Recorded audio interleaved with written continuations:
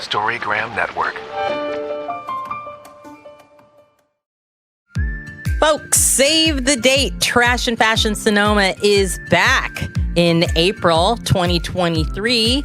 And this year, the Trashion Fashion Runway Show is on April 22nd, actual Earth Day. Also coming back, Trashion Barbie's Gallery and Auction, opening April 13th.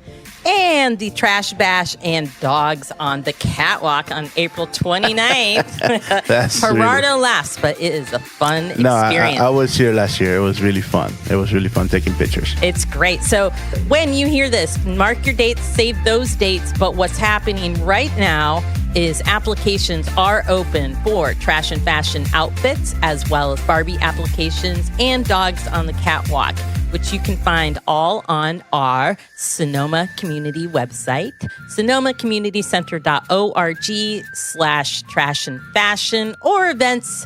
You will find it. Get your applications, and I hope everybody's thinking about their outfit now. Hey, you know how much it costs?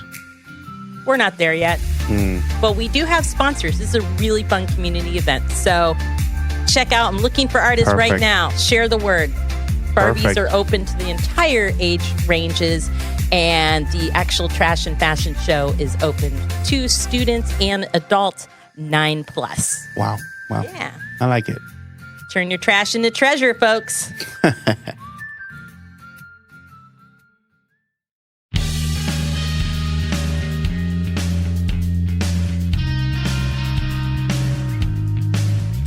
Hello, we are the Sonoma Community Center podcast, a place of creativity, connection, and community. We highlight the artists, teachers, and the community that come through the doors of our historic brick building, often called the heart of Sonoma. We share local tips and shout outs to our home, Sonoma Valley. And we are your host, Molly Spencer. Gerardo Diaz. We are the engagement team of the Sonoma Community Center. Woo, woo.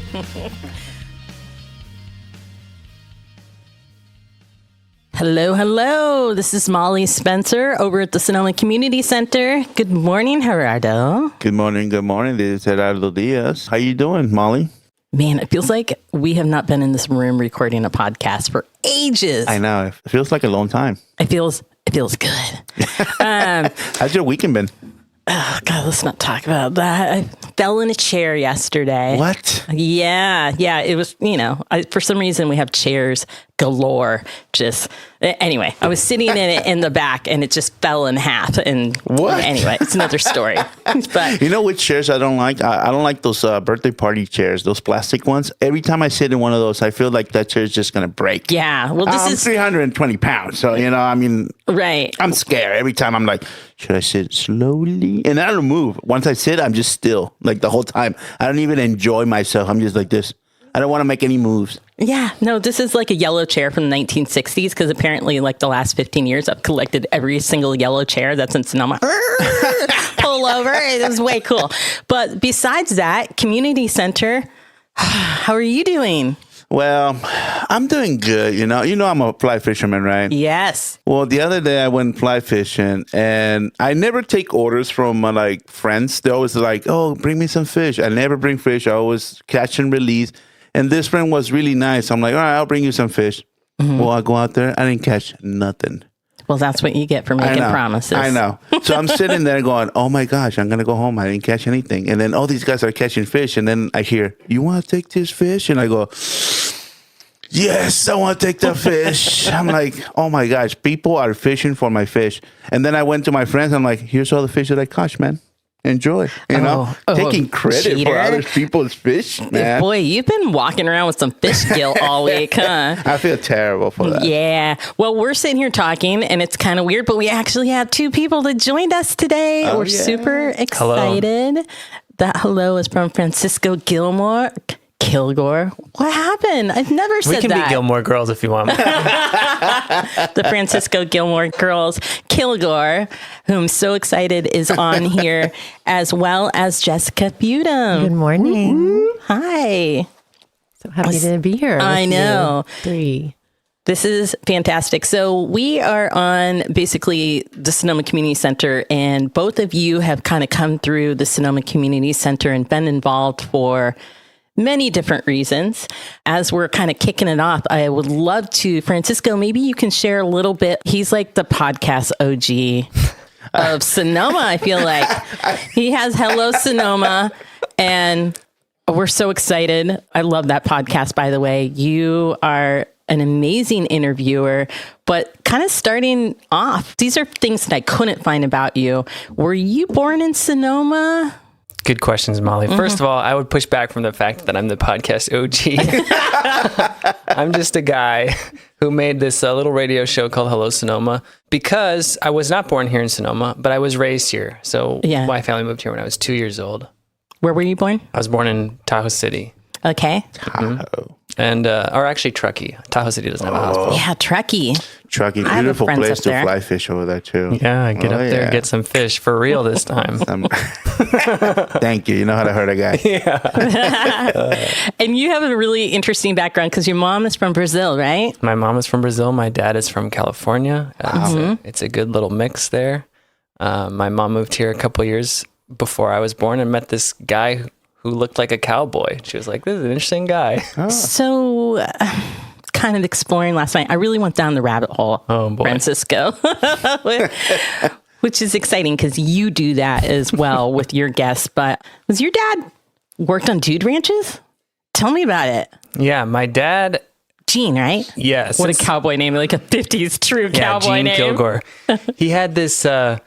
dream since he was 8 years old. He went to a dude ranch for the first time in Wyoming and just totally fell in love with that world. And of course, in the 50s, this was the time that cowboys and Indians, which, you know, now we can't really do that anymore for a lot of different reasons, but it was the time where that was huge, you know. That was what kids were watching on TV on one of the 4 channels it was on.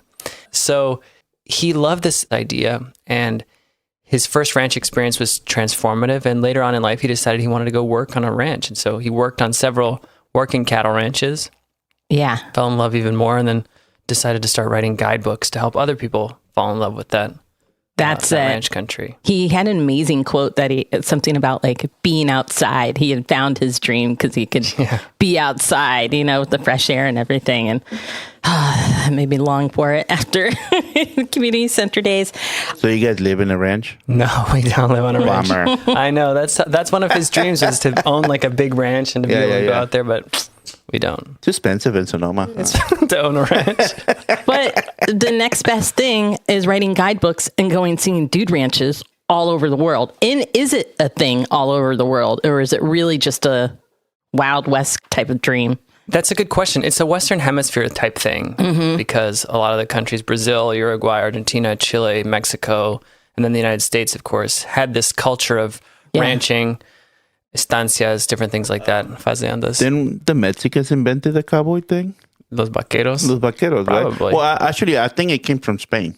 Yeah, the Spanish brought the first cows. I think. They actually brought the first cows to Brazil, Gerardo. Ah, Watch okay, out. okay, They quote unquote discovered Brazil in 1505. Brazil versus Mexico. Right? Yeah. Glad it's not the World They're Cup. pretty. I know. We get beat.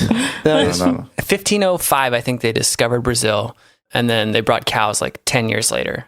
Okay. And then since then, it's been Cowtown over here. Cowtown. Not really. I got Takashi looking at it. I think he's searching it right now. Who invented? Who came up Takeshi with Lewis the is our vaqueros? sound guy, and he's a good just fact mute checker you. on all Gerardo's things that I he know. throws out. We I got need to, Takeshi over every here time I fact do checking. a podcast, I really need to research myself because I know Takashi is gonna look it up and be like, call on my BS, you know? The thing is, you're usually quite right. Yeah, I know, So, I know. Impressed.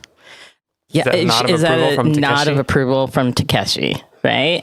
He's still Head shake. looking. Okay, we're still investigating. So going forward, back to you. I also see on your website that you amazing photos, like as far as like photography. Did you go down that kind of route? That's a good question. happened? Yeah. I had a girlfriend who was really good at photography, and so I thought like, oh, maybe I'll be good at photography too. And I was just trying to kind of imitate what she was doing. But my dad is also a big You got to give photographer. yourself more credit than that because they're good photos.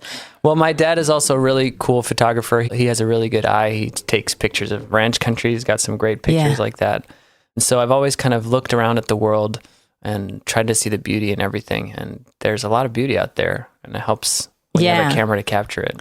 I like the category, kind of had it broken down with architecture, people, and then color.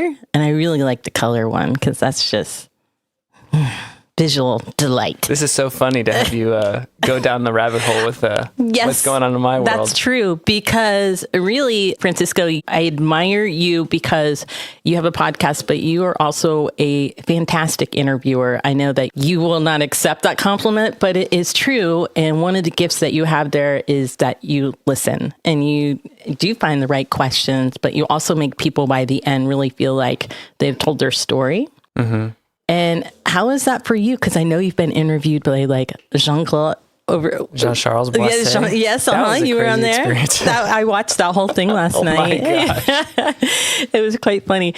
So anyway, is it interesting to be on the other side and kind of talk of yourself? Because I really don't, outside of even seeing those things, know really the true essence of like who you are. You know, I see you walking down the street, and Gerardo and I both agreed. We're like, when you see Francisco, he's just like, it's a nice guy, right? You just see him walking down the street. So is there a mystery? Is there a dark side? Podcast all the time. You guys are just so kind over here.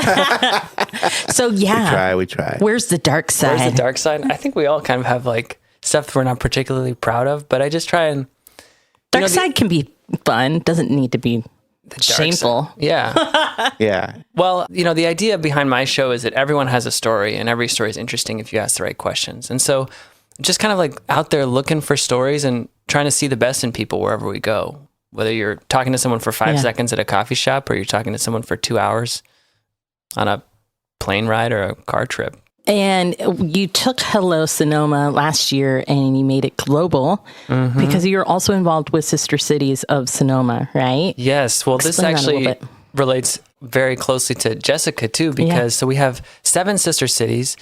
The first one was in France, but one of the early ones in the 80s was Kanyev in what was then the Soviet Union. And Jessica, when we first heard about the war, when we first heard about the invasion, it's like, wow, we have this relationship. Has anyone ever been there? And Jessica was like, yeah, I've been there. You were there with one of the first groups of people. Were you there with Aaron Hill? And that group? We were roommates. Wow. We were roommates. We stayed in a pioneer camp. So it was like the summer camp where the kids would go, and we wore orange kerchiefs and exercised early in the morning. And yeah, I met Francisco at one of the candlelight vigils, the demonstrations protesting Putin's invasion of Ukraine. And what you were saying, Molly, about Francisco is really true. What you and Gerardo remarked upon when you saw him walking down the street. I met him. You asked for money, and you were asking people to donate. There's your dark side. That's the dark side. To our sister city, Kanya, in Ukraine. And I said, okay. And we made time to talk more. And when he interviewed me for his podcast, I almost immediately started crying. And I don't know how much footage you had or how much time you were recording me for, but I think for a lot of it, I was pretty verklempt because you do really create a safe space for people to bring themselves forward. You do. So, well done. And I didn't hear that interview, but I do know kind of the story because I heard Erin Hill, you interviewing Erin about her time there. So that's another one, folks. If you want to go over to Hello Sonoma, go through the archives. You have some great interviews and really interesting stories and people. Well, what was so inspiring about that is you think of Kanyev, just, think of that name. Probably doesn't bring any emotions, any thoughts, any feelings because we have no connection. But we have this sister city connection. And it's so special when Jessica was talking about how she was received with a group that otherwise did not know anything about Sonoma, did not know about Sonoma's history, about Sonoma's people. And you get there and it's like open arms. You're going into people's families' houses. You're having meals. And it's incredible how this little tiny sliver of a connection can open the doors. It's like your family, which is so special, wouldn't you say? Absolutely. If we learn about each other, we're not as afraid of each other, probably. And we feel like we have a stake in how things go for each other. So, and since then, we've learned so much about Kanyev, and now for many people listening in Sonoma, it's like, oh yeah, Kanyev, it's our sister city. Like, we know about that place. And since I asked Jessica for money, we raised $100,000 That's amazing. So thanks for the donation, Jessica. I do know on the side that they're having it'll be too late, but I do know that there's a vigil going down on the 24th next week. Oh, the 24th. Oh, sorry. Oopsie. My car needs a new transmission, so if you guys want to Your car needs a new transmission? Yeah, that's fundraise for Gerardo's car. That'd be perfect too. We'll have something on the plaza. Thank you. Friday night vigil, transmissions. Yeah. Support transmissions. Awesome. Well, so just a little bit touching, what are some of the other places that you went to last summer? And how was that experience recording it was a really podcast from afar? It was really cool for a lot of different reasons. First, again, because of those connections. The brief story that I like to tell is about arriving at our sister city in France. So I had been for months, I was saying, I'm going to France, I'm going to the sister city. And you know how things are. People are busy. They don't have, the connections are kind of, it's been 10 years since we've been there, or we're kind of talking or whatever. And so, March, April, May, June, I'm like there. I'm in France now. I'm like, okay, kind of nervous. I'm going to go regardless. Yes. But I still don't have a connection there. I don't know what I'm going to do. And then I'm supposed to arrive on a Monday. On Friday, I get a text that says, hey, I'm not going to be there, from a contact of a contact who lives there. And he says, I'm not going to be there this week, which is too bad. But this other guy is going to pick you up from the airport. So I was like, what? So then on Sunday, I still don't have any information. And someone texts me and says, I'll pick you up from the train station. I was like, okay. So I arrive on Monday in this tiny train station. When I tell you tiny train station, the train station was like a house next to the train. And you just walk in and walk off, and there's this guy sitting there next to his van. And he goes, Francisco? I say, Henry? And he goes, yep. And he takes me into this tiny town through these beautiful roads. It's a town of 300 people. And from the beginning, it was so welcoming. They took me out to lunch. They showed me these wine tasting things. They took me on walks. They opened up the town church, which was closed, to give me a historical perspective on this 700-year-old church or whatever it was. They introduced me to the mayor. And it was so beautiful to have that connection with, as we talked about with Kanyev, that otherwise I would have had, I never would have gone to this little tiny town. Yeah. But going there and being able to meet people was... That's a good kickoff. So special. Yeah. And I found that happened again and again in Greven Chianti in Italy and in Tokai in Hungary. The same thing. Everyone was so warm and welcoming and excited to know that I was from Sonoma. Wow. That's good to know. That's good to know, because I went to Europe in the early 90s and I had that same feeling, but that was a long time ago. So, things have sometimes changed in the political environment. Totally. So it's good to know that there's still a source of welcoming outside of busy lives into small towns of, people get excited. So do you tell people that you're American when you go to like France and stuff? Like, I'm an American. Yeah. Like that. I say, hey, what's up? I'm American. You check your flag. You're like, the American flag all the time. Do you chest bump when you're It's typical custom from where I'm from. Exactly. But just to say, the other sister cities we have, one is Pátzcuaro in Mexico. Then we have Kanyev in Ukraine, Aswan in Egypt, Penglai in China, and then the three that I mentioned, Chambol-Musigny in France, Greven Chianti, Italy, and Tokai in Hungary.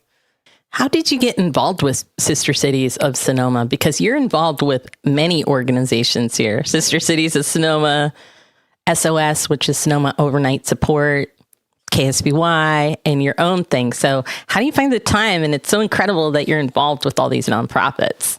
That's a good question. Well, I'll answer your first question, which is how I got involved with Sister Cities. I was kind of at the plaza one day. I don't remember what was going on, but there was, how they have that little tiny table sometimes where like a nonprofit has something? Oh yeah, we're one of them. Yeah. But it was like a half-size table, and one person was there and they had 3 flyers or something like that. And it said Sonoma Sister Cities. And it sparked something in my head because I remember driving into Sonoma, there's a sign that says Sonoma Sister Cities, and there's all these city names. But I didn't know anything about it. I was like, what are these cities? How close are we actually to them? I still don't even know what Sister City is. Yeah, exactly. Oh, yeah. So that was my thing. I was like, what's going on here? So I talked to this person and she said, oh, you should talk to this person, who then said, oh, you should talk to this person. And I got introduced to Diana Short, who was the president for a little while of Sonoma Sister Cities. And we had a great conversation about what was going on. And it was so interesting because right before everything happened with Kanyev, Sister Cities Association was it wasn't as known as it is now. Yeah. But because of this crisis, it highlighted how important it is to have these relationships with people all around the world. Yeah, it was nice to see a highlight on the organization because I've been aware of it for years, and they would have these kind of fundraisers. And there was one gentleman that always come in. I don't know his name. He was really tall, but so was there. But then after last year and really the war, it validated the importance of having that relationship and having an organization for it. So. Absolutely. And to answer Gerardo's question, it's about citizen diplomacy. It's what they call it. So it's just building relationships between actual people from different places so that we can kind of get to know each other better. And, it was founded after the Second World War because it's so much harder to go to war with a place when you have close associations to the people there. If you say Jordan or something or Palestine or something, for most people, you don't think about people, you think about what's happening politically or whatever. But when you say no, my friend Aziz is from Palestine, he lives there, then it's a much closer connection and you can have a lot better relationships. Yeah. It seems like overall, that's kind of your mission in life. I keep hearing this, making just this closer relationship globally. That seems like kind of a mission in your podcasting and in your just essence of who you are. Am I right? Am I touching base on that? Yeah. So these days, besides all of this, what else are you kind of exploring? Do you sleep? Do I sleep? Yeah, I do sleep. What? You're a zombie, man. Yeah, a little bit. Well, I'm trying to start a new project, which I'm really excited about. So we have Hello Sonoma, where we interview people from Sonoma and beyond to hear their stories. We're maybe starting Hola Sonoma, which is the same thing in Spanish. Gerardo here is hopefully going to help me with that. It's going to be very exciting. Yeah, we're going to interview people. In Spanish. In Spanish. That's fantastic. But I think we were thinking about doing it maybe in English too. Yeah. Because I think we want the other audience to hear their stories too. So I would love that. And just from, me, I keep trying to take Spanish and learn from you, Gerardo. It helps me listening to it all at the same place. It's actually like a learning experience. We have a great medicinales class that's down here. It's all in Spanish, but I always want to go because I know I can pick up on a few just from the knowledge of herbs that I have. Spanish is super easy. I don't know if you guys know it, but Spanish is super easy. I know you guys probably think it's not, but it is. English is super hard because you guys got some words in there the PH doesn't sound, and it's just and we pronounce it, we write it, and that's it. There's no silence PH or whatever, If it's silent, take it out. I know. What do you even put it, Well, I don't think we made that up out of nowhere. You can blame that you can play the Vikings. Exactly. Yeah. Exactly. Yeah. So it's super easy. I learned English watching some shows when I was young. I think it was the Wayans brothers. I didn't know what they were saying. Everybody was laughing. I was laughing, but I picked up words and then I heard those words somewhere else and I knew what it meant. So you mean In Living Color? I think that's what you're talking about. Right? No, the Wayans brothers. Oh, there was the Wayans, Marlon Wayans, and they aren't those the guys that were on In Living Color? Jim Carrey and stuff. Ooh, I'm old, huh? Takeshi shaking they were his head. because there's a lot of Wayans. There's the pops, the uncles, and then there's two brothers. There was two brothers, the younger ones. Oh. So Takeshi, our fact checker, is giving Gerardo. See, Gerardo's always right. I'm not even going to try to debate, they made especially out of memory. Movies, the funny movies, Scream. That was the guy that said, "What's up?" Oh yeah, Gerardo's our local cinephile. He likes all the movies. I watch the movies. Exactly, he always goes. But so that's how I picked up English most of the time. So it was just watching things that I didn't understand, but I was sitting there and learning. You guys can do that too, watching Telemundo, or just sit there and pick up stuff, man. That happened because we have one TV. The football games always go to Spanish, so it's been 6 years. So my husband just leaves it on there. It's pretty good. I do that. I have no interest in football. So. Yeah, I had a friend who's like, "Yeah, I watch Telemundo." I'm like, "What time are you watching Telemundo?" He's like, "Around this." I'm like, "Come on, man." Come on, man. That's a cheerleader time. I got you. Come on, man. I know what Telemundo you're watching. What a guy. What a guy. All right, I'm going to go back over. I know, Francisco, you might have to split pretty soon. He's super busy. Okay, how did you find the community center? Were you just walking by? And Trip. I met you, I think a year and a half ago through Eric Jackson that used to work here. And... Great question, Molly. Well, my roots in the community center go way back. When I first moved here, I went to preschool here in the in the room next door. I still remember someone knocking over my blocks, and I was very upset. It wasn't like musical kindergarten or anything, was it? It was called Spock. Spock? Yeah. Another school here? Another school. Wow. Yeah, amazing. Peace. That's Spock. Peace and prosper. Is it? I don't know. I love it. Then I went to school for a month here in 5th grade, which was an interesting experience upstairs. And then I kind of had a reconnection with the community center during the pandemic. So I left Sonoma for a long time, not that long, but like 10 years. Then I came back in December of 2019 thinking like, oh, I'll stay around here for a couple of months and then I'll see what I'm going to do. And there was this little virus going around, so I stayed around. And maybe you remember this, there was a crisis of masks. No one had masks. We couldn't get them. We weren't allowed to buy them. But the community center was making them. What? We had a mask drive. So immediately we turned on a dime in 2020 in March, and the whole community showed up and started sewing masks. So we had hundreds of masks, and they would distribute them outside on the back patio. Yeah. We had a great poster that Kayla created. It looked a lot like these old World War II ration drives. Anyway, yeah, we had a mask drive. Then we had a ton left over in 2020 when they decided that they weren't good anymore. The cloth masks. Yeah, they were like cloth homemade masks. Yeah, I remember those. We would distribute them to several like locations, the hospital. Face. Yeah, exactly. Diapers on your face. Well, that was the time marketing before they had other ones. That is a great marketing line. Diapers for your face. Yeah, so then I came back and I thought, because I was working at Sonoma Overnight Support at the time, and we needed masks so we could keep serving people. Yeah. And Eric was there, and it was such a special moment, that this is what the community center is for, that we have a need, we put out the need to the whole community, and we're all coming together to address it through this simple thing of masks. And so since then, I've come to find that this place is amazing, having great classes, great people, bringing people together. What would you take if you had the time?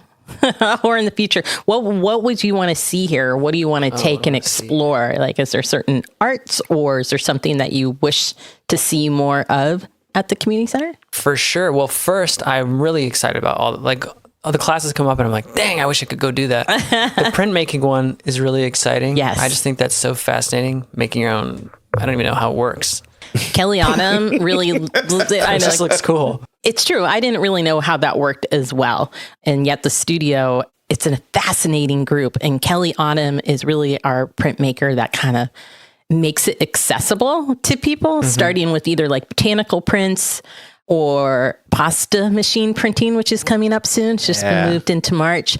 She is great. And then in May, they have, there's a California Printmaker Society, and they also have a free print day in May. So you can come and utilize that. And I do believe they'll be doing that with the youth in March as well up in our gallery to make activist posters. That's cool. How you feel. So it's never closed. There's an open studio as well on Tuesday. So it's never too late to explore the printmaking. And the thing that I would like to see here, because I think this is such a unique place to bring people together, to have conversations, to showcase art. I just interviewed someone who, her name is Shelley Touchluck. She wrote this book called Witnessing Whiteness, a journey towards racial awareness and anti-racist activities. And I feel like this is such a good place to have conversations. So whether it be about a book like that, where we have different workshops, or, talking about what's going on in Sonoma, this would be a great venue, like a safe, Jessica talked about safe places. Don't you think? I would go to that. Yeah. To engage and to discuss. Yeah. Great idea. They meaning the public and out there, we are, and you guys, everyone, not the man, but they. Really, that does happen. I don't know if it always comes to the highlight, but we have a lot of organizations that come through here and run programs and talks or in meetings and that sort of thing. This is a place for people to be able to rent the rooms as well. It helps us out. And we have so many different groups that do come through, but we can always have more. So if anyone is interested. Okay. Yeah, I'm exactly. in. Okay. Well, I would like to jump over a little bit to Jessica over here, because she's got some amazing stuff coming up. And Francisco, I hope you can stick around for a few minutes, but if not, we know you got to split. We're all good. I'm excited to hear about what's going on in Jessica's before life. you go, what's for lunch, Francisco? Oh yeah, What's I forgot. for This is everybody gets the Gerardo question. What's for lunch? Now you're stressing me out, man. I don't know. It's a loaded question. It really means What are you eating these days? What do you like to eat? Well, today for breakfast, I had bread pudding and 2 slices of bread and butter. Oh my God. Why did I even ask this guy? No, I'm just joking. No, but I like, It's a keto nightmare over here. I usually just eat like toast with eggs and avocado and all kinds of spices. Do you eat burritos? I do eat burritos. Where is your bread? Don't tell me. I hope I don't hear this one, but what is your favorite place to get a burrito? My favorite place to get a burrito? I don't know. I haven't gotten burritos in a lot of places recently. The place that I go to is El Coyote. El Coyote, okay. They do good stuff. Yeah. They're so nice. During the pandemic, we had to order like 150 burritos at once to serve to people for free. And they were the only ones who were like, yeah, we'll wake up early. We'll go there. We will make them for you. And so out of respect, that's my burrito spot. What's your burrito spot? Mine is Glen Ellen. What's it called? Is it the one on Madrone? Yeah, the one in Madrone. Jesse loves that. Mi Rancho, I think it's called. The Rancho. They're good. They do a What mix. kind of burrito? I do a mix between chorizo and asada. You can do a mix? Yeah. Mixed burrito. If you were, Jessica, burritos, tacos? I love all of that. And I'm going to try your place. Perfect. Yeah. Try it. It's pretty good. Because I like it. when Gerardo's It's being good. paid. Yeah, like if you ever want to have tacos, I would recommend Tacos La Costa, which they're in Barking Dog Mondays, and then at Starling on Tuesday, Wednesdays. And on Friday mornings, they're at the farmer's market. The best. Like, I don't eat tacos anymore except from that place. Like, I'll wait for them. That's it. Yeah. And they should sponsor us because the amount of tacos we get from them, every single show we're adding to them. So, yeah, you guys definitely should try that as well. Delicious. All right. So, Jessica Fudim over here, my pal, my friend. Molly. Just last night, we're going to launch into your upcoming project. But last night, I had the joy of being in your workshop, Written by Our Bones. And it was an amazing turnout. Maybe you can tell us a little bit about what that workshop was about leading up into your performance and stuff. And we'll kind of work backwards. Okay, let's do that. It was so lovely to have you there. I am still riding the high of teaching, leading that workshop. Yeah. So Written by Our Bones is a movement workshop, and it was open to people, all bodies and all levels of dance experience. So I'm making this piece that looks at Medusa from her perspective. We'll talk about that soon. That's March 4th and 5th. And I'm inviting everybody into that process in that workshop of taking Ovid's version of the Medusa myth. There are many versions of Medusa's story, some very ancient. And like we know how stories go, they get passed along and they change, and they are affected by who is the storyteller. So I'm taking Ovid's version, which is just a very common version written, about 2,000 years ago. And so we tore up the pages of the story, and everybody chose a word that speaks to them. We started with just a noun or a person, place, or thing, an object, right? Yeah. And I led you all through, a warm-up.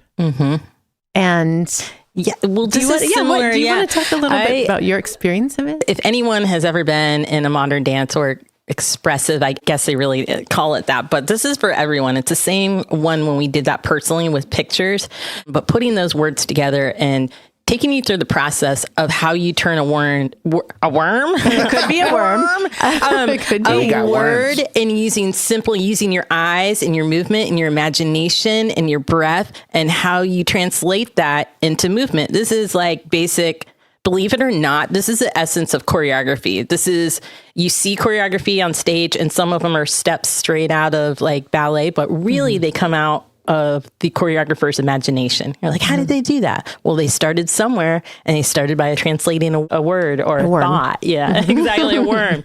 And it was great. We got to work with other people and explore line and movement and space, and then be able to kind of perform. And even the people that were a little intimidated by it really enjoyed it. It's a connecting experience. It was so beautiful. It was really moving. And it's a way in to expression. So it's not about like, oh, I need to make a beautiful movement or I need to make a powerful movement. It's really, the more we abstracted it, like if one of the words was hair, because Medusa was known for beautiful hair, and then it was turned to snake. So someone had the word hair. So instead of showing I have hair, you might imagine putting the hair under a microscope or entering into the hair follicle. How does your body move if you're moving through a hair follicle? And so someone watching you do that they probably won't say, oh, she's moving through a hair follicle right now, isn't she? I got it. But it is expressing something that almost our thinking parts of ourselves couldn't access. And I think that's or choose not to. Or choose not to. Exactly. And people were so lovely with each other. And there was a lot of laughter and some Meg had some lovely great tears. Moves, our ceramics director. It was wonderful. Wonderful. It was like an She'll have to display incantation. It was just so wonderful. Yeah. So, well, this is leading up to your performance, Venomous, coming up on the first weekend of March. And there's a reason that this is here. It will be up. But I can tell you that how long have you been working on Venomous? Because you came here during the pandemic from San Francisco with your family. Reach out to me. And I said, I'm not teaching right now. Take my time. Get up to the studio. I think you were literally one of the first people besides staff to be here consistently at the community center. I will forever be grateful to you, Molly. Excited Molly to see this manifesting. Oh my goodness. I started working on Venomous before the pandemic when I was still living in San Francisco, and I was rehearsing at Shaw Anderson in Berkeley. Yeah, and then everything changed. I moved here with my husband and our kids. My mom's still here, and Molly was the first person who I reached out to say, how do I get into the dance just get it. You world just get up of there. Sonoma? Yeah, I appreciate too. I mean, because there is it's a small, especially it's not your typical ballet or jazz or something that I'm teaching the young kids. This is definitely more experimental. And I love that. And I champion that all the way. And thank you for saying that. But how do you focus on the story of Medusa that was so influential in coming to you? I mean, this is 3 or 4 years later. How do you stick with that focus on this one subject and see it all the way through? Because I would have thrown in the towel and found a different interest, after a certain amount of time.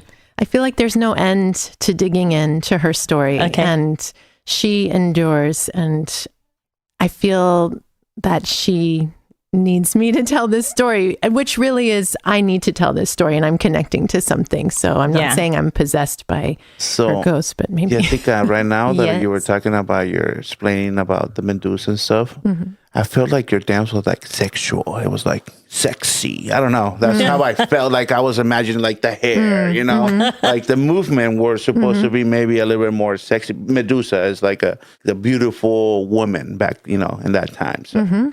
Is it that what it is, or? So that is interesting. Yeah, that's what we're destroying. Not just fascinating. No, it's so fascinating that you asked that, and that is one piece of it. Okay, so you may have seen there's a sculpture of Perseus holding Medusa's head. He's severed. He's decapitated her, and I think he might have a sword in one hand, and he's holding her head. So that's one portrayal of her as monster, or as like a woman who has been sexual and is being like demonized for it. And then just a little side note, just another kind of more contemporary portrayal is when Hillary Clinton was running against Trump, there was this meme or a common graphic of Trump, was it Perseus holding? Yeah. They superimposed Hillary Clinton's face on Medusa's face as the decapitated I don't know where that showed up, but I know what you're talking about. And I just watched an amazing special on National Enquirer and the whole. That really ties into how they would. But anyway, ties into Trump and Hillary, as well as how a lot of women, how they ended up usually using the National Enquirer as a political motive to silence and actually be a tool for that. It's on HBO Max, I think, and it's a National Enquirer thing. It's really good. Oh my gosh, I'm looking forward to checking that out. So in my show, it's a solo dance theater piece. Okay. It's about an hour long, and I appear as Medusa. Before she was cursed, I also am just myself, the narrator, just talking with the audience like I'm talking now. I use video. So here are some examples of some scenes. And this addresses what you were bringing up about, like, you picture this sort of sensual movement, the snakes writhing, whatever it is. So I show Medusa, she's just found, I don't want to do any spoilers, but okay, let me just say, We'll wait for the next one. Actually, it might be more intriguing. Let's look at that perspective. You have to come and see it with your eyes. What is it going to be? Yeah. I want you to know that it's a very dark topic, and it's also a very playful show. Okay. And I feel like playing and make believe is a way into the looking at the harshness, like a fairy tale, for example. Yeah. So there's a scene where I find an invitation to one of Athena's house party, the Temple of Athena. So I get ready, I get all like gussied up to go to the house party, like this short fake fur jacket and a little more gold glitz. And I made a deconstructed version, that Robin Thicke song. Oh, the famous party song? It's controversial because it's like talking about like, oh, are you a good girl? Or, you want it. Anyways, so I know the song. It's looking, it touches on this issue of consent. Yeah, with Pharrell. I got a side story after that. So I deconstructed that song a little bit. She goes to the house party and there's like, some Cabbage Patch, some Running Man, some fun moves. And then it turns a corner because it was at the Temple of Athena where Medusa was ravished. I'm doing air quotes for those of you listening, by Poseidon. And so if you look up the definition of ravished, it could mean overcome with ecstasy or sexually assaulted, raped. It's just so complex, all these different translations, different perspectives. Some people say, oh, she had sensual relations with Poseidon in Athena's temple, and Athena was aghast and cursed her for that. So whether she was cursed for having consensual relations or more likely raped, why was she punished? Her hair was turned to snakes. Anyone she looked at would turn to stone. So like forcefully isolated. She couldn't have any more relationships. And Medusa was young, no? Was like 15 or something? She was, that's my understanding from reading this story, a maiden. She's described as a maiden. And so I think they were all maidens back then. Because nobody lived like past 30. I mean, I guess in the mythology world, So I do use some little bit of puppet type props, you will see. And also when Perseus came and cut her head off, her children, they were born from her severed neck. Her children are Pegasus, the winged horse, and Chrysaor, the winged boar, is often how Chrysaor is depicted. I know, I just learned it when I was researching this. So you'll see Pegasus and Chrysaor in stuffy form. My wonderful mom is sewing wings on this. Thank God for our moms. Boar stuffed animal.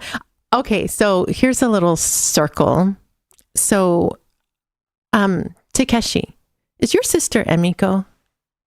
Okay. So Takeshi, I did not know that in my mind. So his sister Emiko and I used to make really far out dances together. Yeah. She made her own far out dances, but we collaborated and we made this modern dance version of the Nutcracker that was all about the homeless, the difficulties about being homeless, as much as we could know from How old were being you? in high school. Okay, and and we rented the Great Hall at Vintage House. Mm-hmm. And my mom did our lights, which meant that I would look at her and nod and she'd turn them on. And then I'd look at her and nod and she'd turn them off. And she's so sweet. You're just sitting by the light switch. Yeah. That's a small world. I'm knowing that. I know. Too. So yes. And I used to perform here in Andrews Hall when I was in high school as well with what was then the Sonoma Ballet Conservatory, and also with Laura Brannon, our high school dance teacher, which we are all related in that. Yes, I know, exactly, and with Molly. And so I feel so grateful that I had access to dancing when I was growing up. I feel like it kept me somewhat out of trouble, and it was another safe space for me where I could express myself and just, not every kid has access to that. I would like for more kids to grow up having access to Absolutely. I want to pop in here dance. and say that I think this is so fascinating because you're talking about Medusa's story that doesn't really get told, definitely not from her perspective. Mm-hmm, exactly. I think it accesses something that's maybe unconscious and unknown in the same way through a medium that accesses the unconscious and unknown. You were talking about dancing through hair follicles. Like, what does that movement look like? And being able to express yourself in words that you didn't know. So that's kind of cool how those two things blend together, the story and the medium, to tell something new. I love that. Thanks, Francisco. Thank you, Jessica, for doing it. It's my pleasure. Well, I'm excited about this because it's still fascinating to think it's from this perspective, and how what I like that you take kind of the serious dark matter and you are bringing in kind of this playful element. So when someone thinks about going to see this dance performance, it's open to all. Like, it's open for interpretation, it's open for connection, and Venomous will be taking place on March 4th and 5th in Andrews Hall right here at Sonoma Community Center. So welcome back to your stage. Yay. Thank you. Yeah, I do want to say briefly, you don't need to know Medusa's story. You can come in cold. I will go through very succinctly the story as part of the show, so we can just all get on the same page. Hence the dance theater part. I've seen your performances in San Francisco with the dance animals and such, and I love them all. Thank you, sweetheart. Were you born here? I'm going way back in the time machine, but just met you through high school, but I had no knowledge of your young part of your life. I was born in the East Bay in Livermore, California, also because there wasn't a hospital where we were living, which might have been Pleasanton or Alamo. I'm not sure. I don't remember. But then I lived in San Francisco as a kid, and then we moved here when I was in 3rd grade, went to El Verano School. El Verano. And then, your kids are going there now, huh? One of my kids and one at Altamira. Yeah. Yeah, so that's it. I mean, you grew up as a Sonoma kid? Mm-hmm. Yeah? I did. Yeah, I feel like this is my home, and yeah, I'm really happy to be back here. So what, outside of the world of dance, and you're a Pilates instructor as well, what would you like to see here or explore at the community center if there was something outside of dance? Anything intriguing to you? Yeah. Printmaking with Francisco? Oh, there's so much. Bye, Francisco. Okay, We're all well, saying goodbye. He's hit the sneaking road, out. But Jack. Francisco, let's talk about getting that anti-racism workshop going here. Yeah. I really wanted, I've been looking for something like that. And so Fantastic. that, and I'm also trying to assess if I have enough time to build an entry for Trashion Fashion. I really want to I've always wanted to make something, and we would love it. There's enough time. Yeah. Okay. You think so?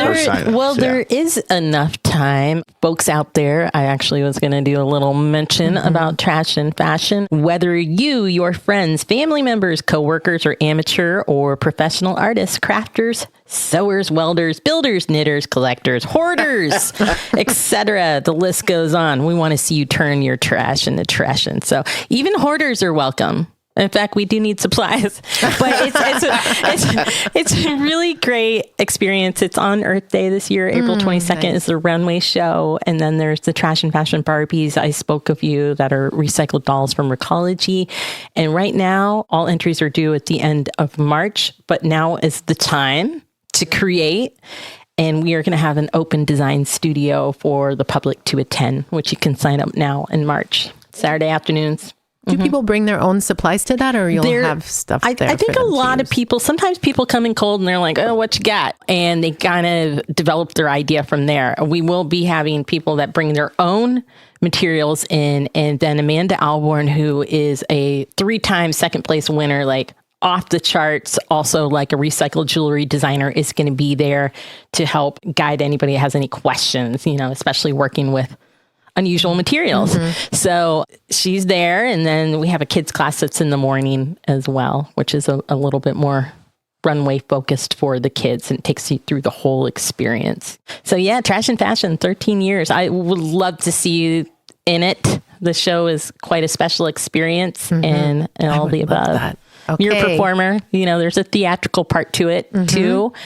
So I think if you're in that performing mode, you kind of have a heads up, but it doesn't mean like if no one has ever performed, you're not out there like dancing down the runway. You got Kat Austin who like takes you through, and we see people who walk in that are just kind of nervous, and they're in these unusual, sometimes not very mobile outfits, and they put a lot of their heart and soul onto it. And now they're going to put it on the runway, and Kat takes you to the next level. So if no one has done that, she gives confidence. I see kids and people walk out of there with full confidence after the Trashion show. And it's fun.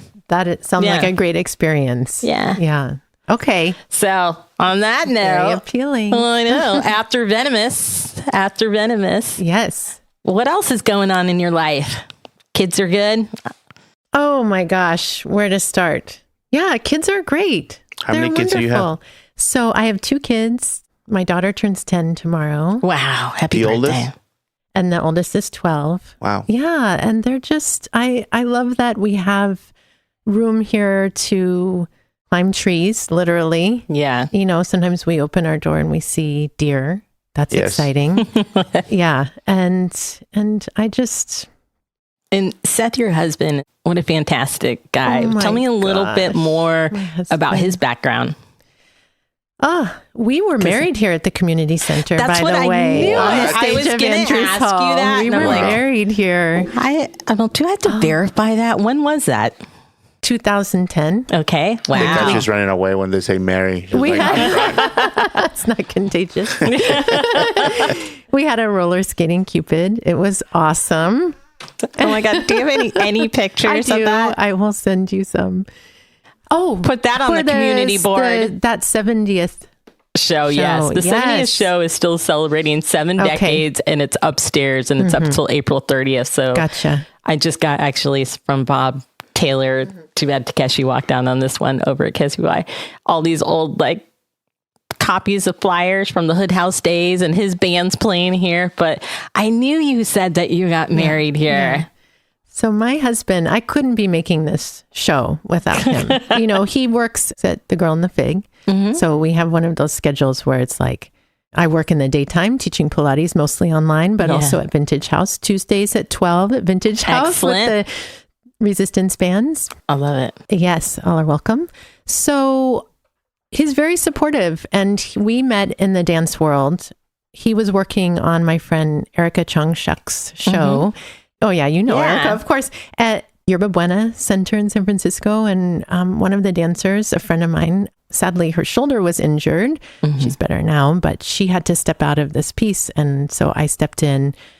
So he was working on the show. Okay. He was on In the what tech capacity? team. He was Okay, on the tech team. I looked into his eyes, and really interesting background in. I know. I just want to talk about how much I love him. I love that. How much time you got. So Seth should have been our Valentine's Day special. He should be on your podcast. He wrote a wonderful book, Moses and the Death of Heresy. And so he was raised, that's the creaky door in the background. It's like the sound of Moses. It's all good. Approaching. Oh, that was perfect. We don't even need a sound effect for that. So he's an author and just a beautiful thinker. His book is all about, it's a great book to read if you feel that, and mostly looking at Judeo-Christian roots of religion.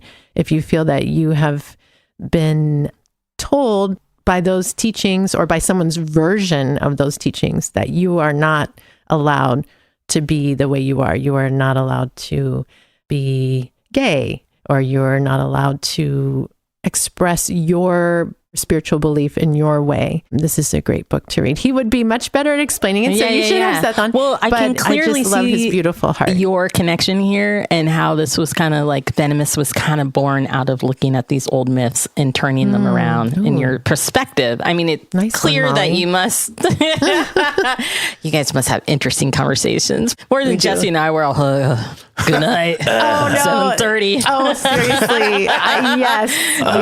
I'm imagining your life a little bit more exciting, but I know everybody's got the same thing at home. You're all, oh, sure. Running out the door. Can you get milk? I'm sleeping on the couch tonight. You're snoring. Yes, that's all part of life. Yeah, it is. Yes. I think we'll kind of maybe look at wrapping this up, but actually it'd be really fun to have Seth on as well as yourself. And I can't say enough exciting things about it. I do know that Gerardo might have his usual question he likes to ask people. Well, I got a question that I always ask. Yes. You were given an elephant. You can't sell it and you can't get rid of it. What will you do with it?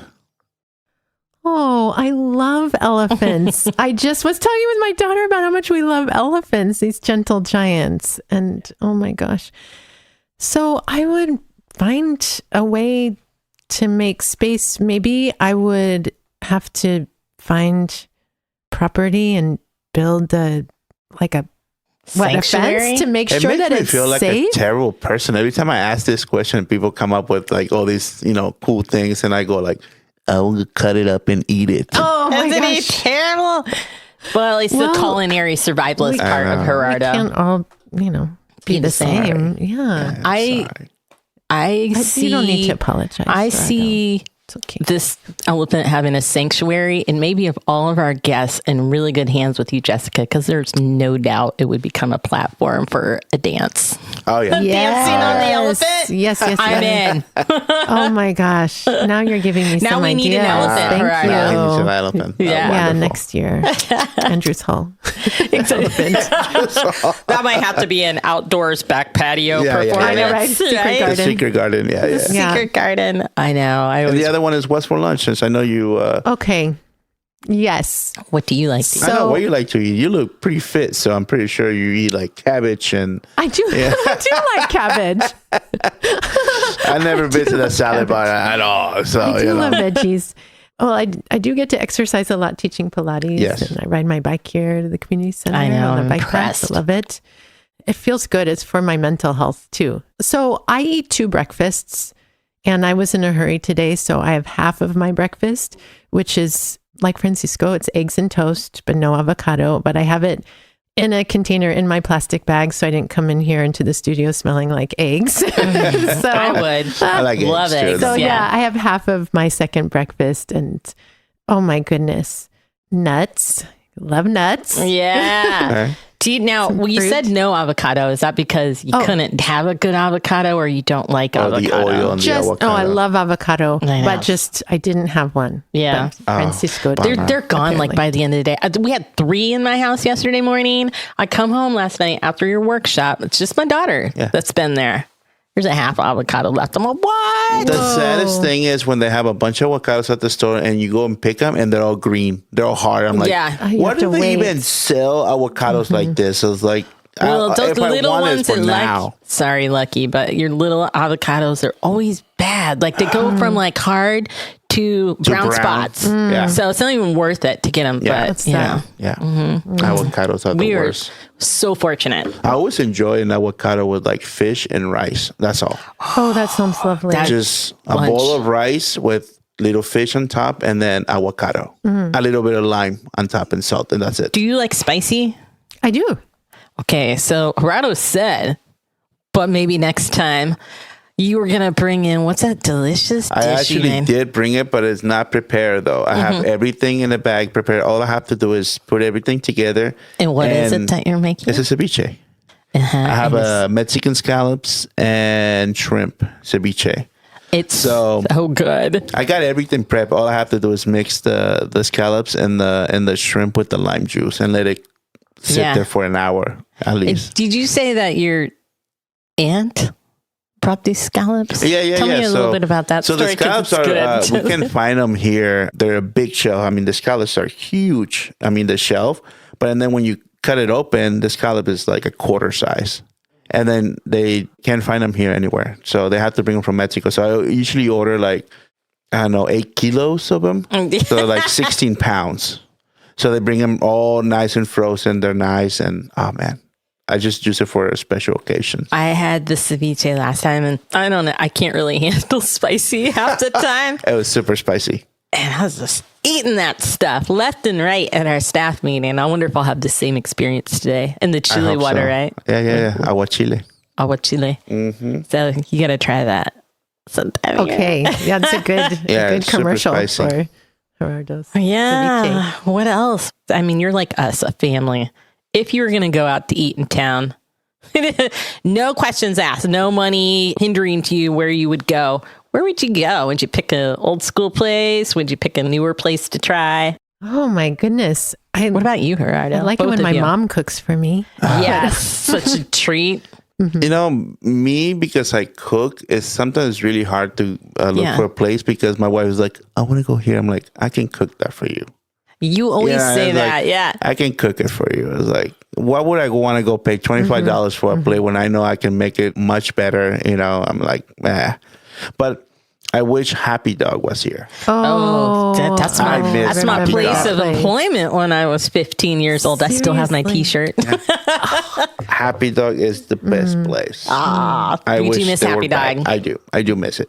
So, what about you? Any nostalgia places? That's a good question. I don't go out much. I know. I'm sorry. None of us do. We're just here at the community center and on there. Yeah, Seth works at the Girl and the Fig, and so sometimes we go there. Clams oh and my frites. gosh, yeah, that's a special spot. Yeah, the Girl and the Fig salad, and I have been liking going to Sweet Peas for croissant. Sweet Peas. That's across the street from the library. Oh, okay. You got to go early because I think they close around 2. But and I had a BLT there once, and it was delicious. It's like a bakery there, or no? Bakery, but they also make like breakfast sandwiches. Okay. Yeah, a BLT is good there. Perfect. That's awesome. I guess we'll kind of wrap it up. And I just want to remind everybody to come out and march for Venomous. March 4th. So Saturday, March 4th at 7:30. Sunday, March 5th at 2 p.m. Excellent. You can buy your tickets online at the community center. Yeah. SonomaCommunityCenter.org. And if you are hearing this too late, because podcasts go down on the future, please check out SonomaCommunityCenter.org. And Jessica Fudim, where can they find you if they're interested in Pilates or future dance projects that you may be having? I know we've talked about a possible workshop, summer workshop, contact workshop. So where can they find you as well? Find me at jessicafudimdance.com. My name is Fudim is spelled Fudim. Yeah. It's a Yiddish name. So got it. Gotta spell it out. And then also you can read about my Pilates offerings at jessicafudimpilates.com. Notice a pattern with my websites. Yeah. It's good. Yeah. All right. Yeah. Find me there. Righto. Let's wrap it up. Well, let's get out of here. And is this podcast going to come out next week? I believe so. Too late. Right? It's kind of late for our chili bowl. Yeah. But there's always years to come. So if anybody is interested in Chili Bowl 2024, or you're hearing this as we release it on a Friday, please join us. This is an annual fundraiser that we have coming up. Great ceramics fun. Pick out a bowl. Chili donated from everyone. And we will be back in 2024. Or check us out for Trashion Fashion and all the other classes that we have coming up for the springtime. Alrighty then. Well, thank you, Molly. Thank you, Jessica. Thank you so much, Gerardo. No problem. And Molly. Takashi, thank you. Yay, Takashi's a man. Right. Thank you, Gerardo. I'll see you in the office. Alrighty then.